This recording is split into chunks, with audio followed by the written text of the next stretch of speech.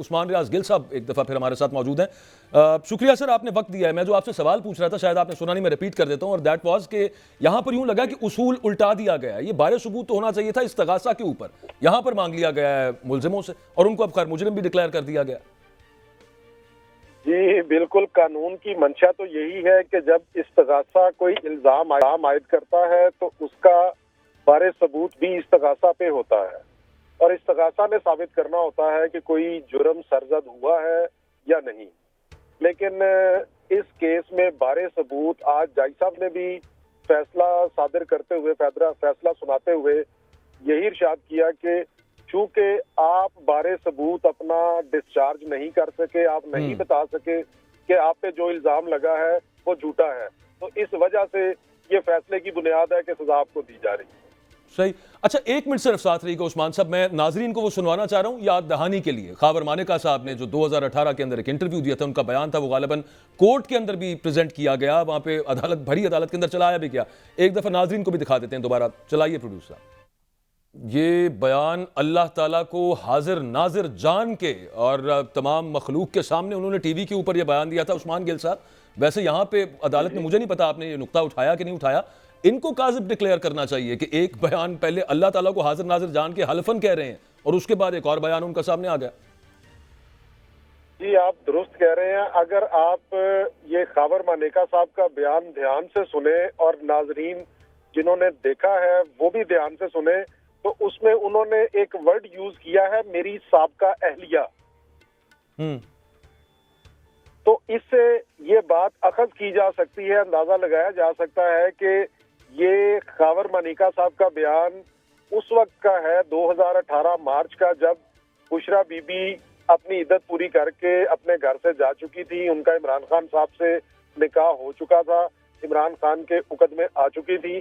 اس کے بعد یہ بیان انہوں نے دیا, اسی وجہ سے انہوں نے یہ لفظ استعمال کیا کہ میری سابقہ اہلیہ بشرا بی بی. بالکل. اچھا عثمان صاحب یہ بتائیے گا کہ سنا ہے کہ جج صاحب بھی کافی تھکے ہوئے تھے, اتنی لمبی مطلب 6-7 سال آج سے کافی عرصہ پہلے میں نے بھی رپورٹنگ کی ہوئی ہے, میں نے کبھی دیکھی نہیں ہے کہ اتنی لمبی سماعت 14 گھنٹے ایک ہی کیس کے اوپر فکسیٹڈ یوں چل رہی ہو. اور سننے میں آ رہا تھا کہ جو رپورٹ کیا وہاں سے ہمارے جو کالیگز وہاں پہ موجود تھے کہ جج صاحب بھی وہاں پہ جمائیاں لے رہے تھے, وہ بھی تھکے ہی ہوئے تھے, لیکن جلدی ان کو پھر بھی تھی تھکن کے باوجود کہ انہوں نے یہ فیصلہ محفوظ کر لیا. کالی سر گزارش یہ ہے کہ دیکھیں, ہم نے رات کو عدالتیں لگتی دیکھی ہیں, لیکن وہ لگتی ہیں پبلک انٹرسٹ میں.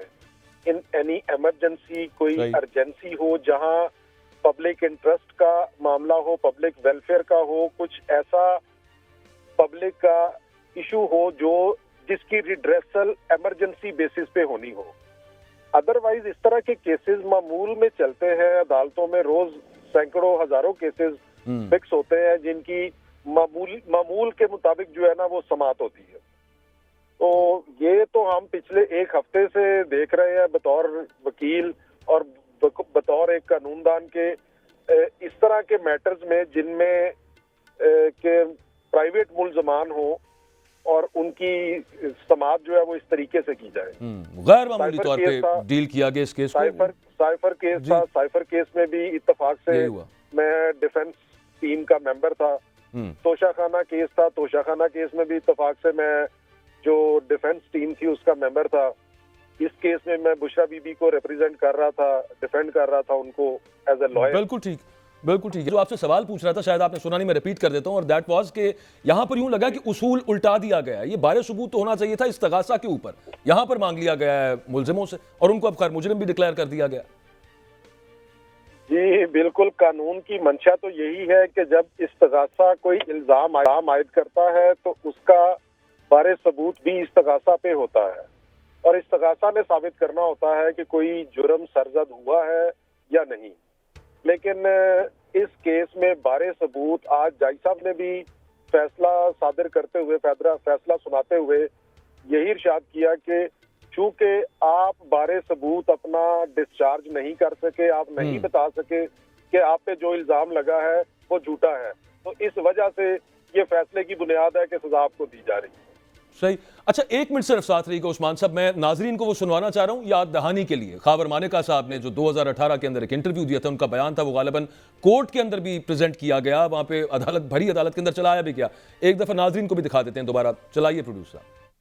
یہ بیان اللہ تعالیٰ کو حاضر ناظر جان کے اور تمام مخلوق کے سامنے انہوں نے ٹی وی کے اوپر یہ بیان دیا تھا. عثمان گل صاحب, ویسے یہاں پہ عدالت میں مجھے نہیں پتا آپ نے یہ نقطہ اٹھایا کہ نہیں اٹھایا, ان کو کاذب ڈکلیئر کرنا چاہیے کہ ایک بیان پہلے اللہ تعالیٰ کو حاضر ناظر جان کے حلفاً کہہ رہے ہیں اور اس کے بعد ایک اور بیان ان کا سامنے آ گیا. جی آپ درست کہہ رہے ہیں. اگر آپ یہ خاور مانیکا صاحب کا بیان دھیان سے سنیں اور ناظرین جنہوں نے دیکھا ہے وہ بھی دھیان سے سنیں, تو اس میں انہوں نے ایک ورڈ یوز کیا ہے, میری سابقہ اہلیہ.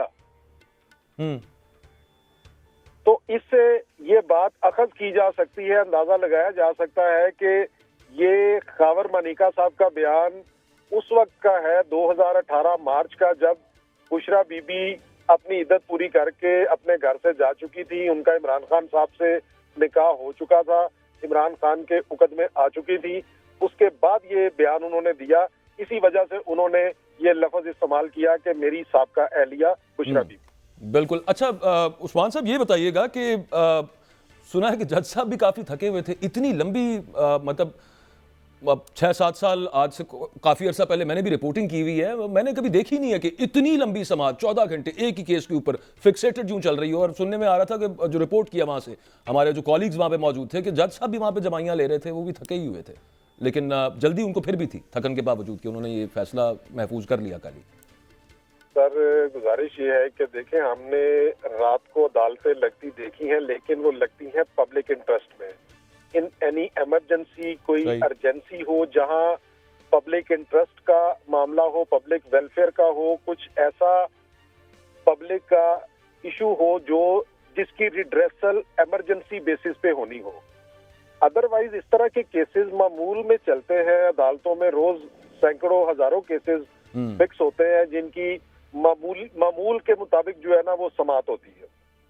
تو یہ تو ہم پچھلے ایک ہفتے سے دیکھ رہے ہیں بطور وکیل اور بطور ایک قانون دان کے, اس طرح کے میٹرز میں جن میں کہ پرائیویٹ ملزمان ہوں اور ان کی سماعت جو ہے وہ اس طریقے سے کی جائے.